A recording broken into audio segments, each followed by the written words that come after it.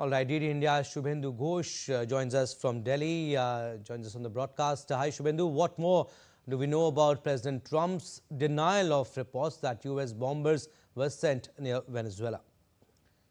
Hello, Abhishek. While President Donald Trump of the US claims to be solving multiple global conflicts, there seems to be some of them brewing right at the neighborhood of America, in Latin America, in this case, Venezuela.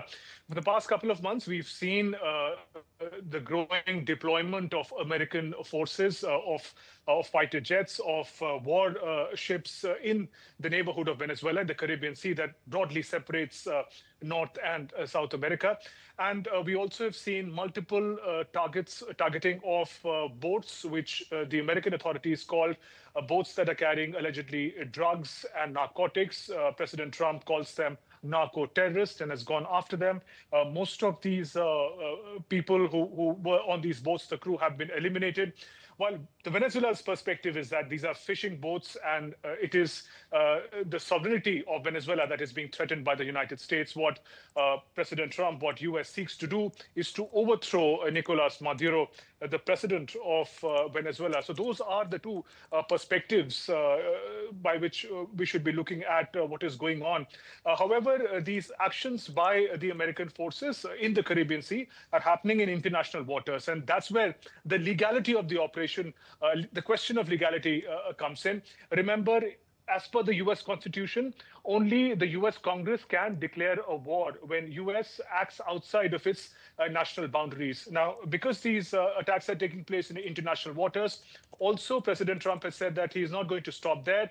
Vis-a-vis Venezuela, he could go after the drug cartels even if they're on the land, which would practically mean invasion of Venezuela. Such an act would be like declaring a war, which would require Congress's approval. But these are shadowy areas which are made complicated by presidential actions in the past. So we'll have to wait and watch how the actions proceed from here on. Abhishek. All right. Also, Shubhendu, President Maduro has called on Venezuela's workers and peasants to take up arms if there's an intervention.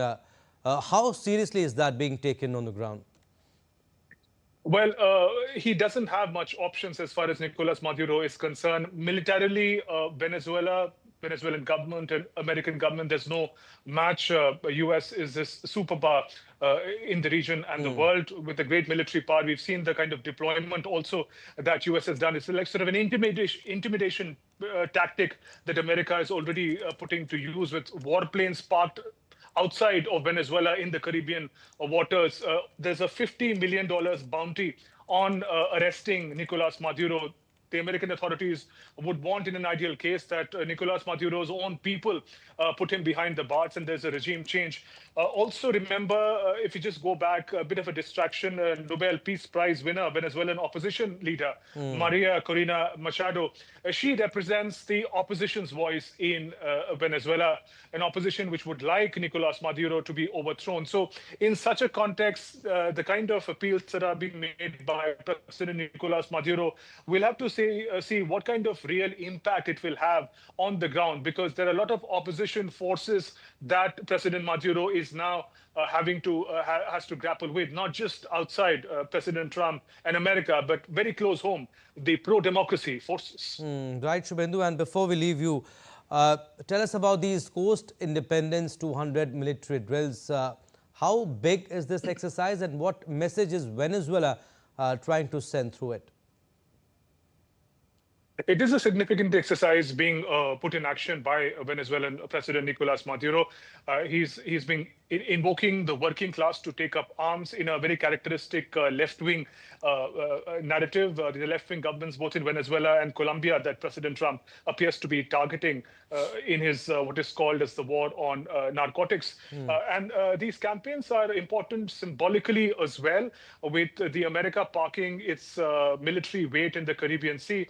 It is also important for President Maduro of Venezuela to flex some military muscles. And these exercises are aimed at that, to assuring the people that Venezuela is ready for any kind of military adventure by the United States. But in case of a real conflict, it is going to be a major setback for Venezuelan leader. And therefore, he in fact does anticipate that even if power is taken away from him. It is the people, the working class, who must, in fact, continue fighting against the US domination, in a way, really imagining that if there's a real military action, he may have to go.